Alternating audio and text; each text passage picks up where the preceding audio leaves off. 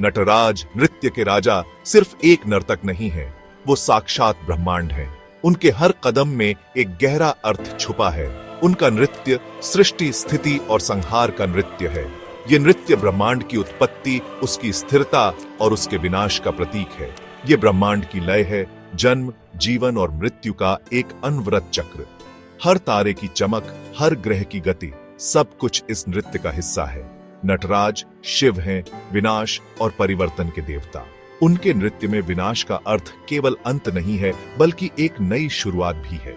लेकिन यहाँ विनाश का मतलब अंत नहीं है, ये एक नई शुरुआत है।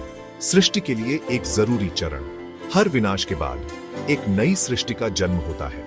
ये एक नई शुरुआत है, सृष्टि के लिए एक जरूरी चरण। नटराज का नृत्य हमें यह सिखाता है कि हर अंत में एक नई शुरुआत छुपी होती है। एक ऐसे ब्रह्मांडीय बैले की कल्पना करो जो इतना शक्तिशाली है कि वो दुनिया बनाता और बिगाड़ता है। ये नृत्य ब्रह्मांड की आत्मा है। ये है नटराज का नृत्य, एक नृत्य जो अनंत काल से चल रहा है और अनंत काल तक चलता रहेगा। नटराज का मंच धरती नहीं, बल्कि ब्रह्मांड का विशाल विस्तार है। घूमती हुई आकाश गंगाओं, टिमटिमाते तारों और निहारिकाओं से रंगे ब्रह्मांड की पृष्ठभूमि की कल्पना करो। उनका नृत्य मंच अग्नि का एक चक्र है जो समय के चक्रीय स्वरूप को दर्शाता है। इसी चक्र के भीतर नटराज नृत्य करते हैं। उनके हाव भाव मनमोहक और शक्तिशाली दोनों हैं। उनके लंबे लहराते बाल, जिनमें एक अर्ध चंद्रमा सुशोभित है, उनके चारों ओर लहराते हैं, जो समय के प्रवाह और जीवन के उतार चढ़ाव का प्रतीक है। नटराज की हर मुद्रा एक कहानी कहती है। यह कहानी जीवन, मृत्यु और पुनर्जन्म की है, जो अनंत काल से चली आ रही है। नटराज की हर हरकत में एक गहरा अर्थ छिपा है, जो हमें ब्रह्मांड के रहस्यों से जोड़ता है। उनका उठा हुआ बायां पैर जन्म और मृत्यु के चक्र से मुक्ति का प्रतीक है। यह पैर हमें यह सिखाता है कि जीवन में हर अंत एक नई शुरुआत का संकेत है।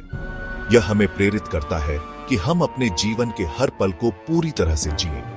उनका नीचे किया हुआ दाहिना पैर एक राक्षस को कुचलता हुआ उस अज्ञानता का प्रतीक है जो हमें बांधती है। यह हमें यह याद दिलाता है कि हमें अपने जीवन में ज्ञान और समझ की ओर बढ़ना चाहिए, ताकि हम अपने बंधनों से मुक्त हो सकें। एक हाथ में वो एक डमरू पकड़े हुए हैं जो सृष्टि की लय बजाता है।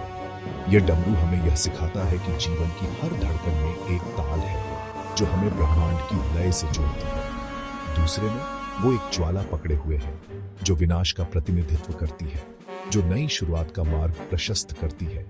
यह ज्वाला हमें यह सिखाती है कि हर विनाश के बाद एक नई सृष्टि होती है और यह चक्र अनंत है। यही नटराज के नृत्य का सार है। सृष्टि, स्थिति और संहार सभी एक अनंत चक्र में गूंथे हुए हैं। यह नृत्य हमें यह सिखाता है कि जीवन, मृत्यु और पुनर्जन्म एक ही धागे में पिरोए हुए हैं और यह चक्र कभी नहीं रुकता। भाग 4, दिव्यता के प्रतीक। नटराज का नृत्य, जो सृष्टि, संरक्षण और विनाश का प्रतीक है, केवल स्वर्ग तक ही सीमित नहीं है। नटराज का नृत्य स्वर्ग तक ही सीमित नहीं है। यह नृत्य ब्रह्मांड के हर कोने में गूंजता है, सितारों और आकाश गंगाओं के बीच। हम इसे भारत के प्राचीन मंदिरों में देखते हैं, जहां नटराज की जटिल नक्काशी और उनकी दिव्यता को दर्शाया गया है, जो उनके नृत्य की जटिल नक्काशी से सजाए गए हैं। इन नक्काशियों में हर एक विवरण, हर एक रेखा एक कहानी कहती है।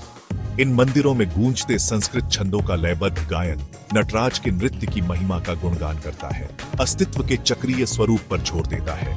यह हमें याद दिलाता है कि जीवन और मृत्यु, सृष्टि और विनाश सब एक चक्र में बंधे हैं।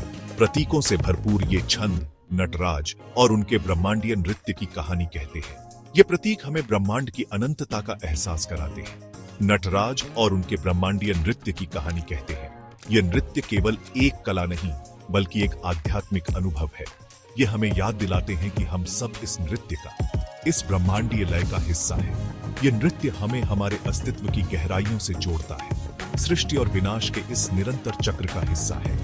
ये चक्र हमें हमारे ब्रह्मांडीय कर्तव्यों की याद दिलाता है और हमें सिखाता है कि हर अंत एक नई शुरुआत है।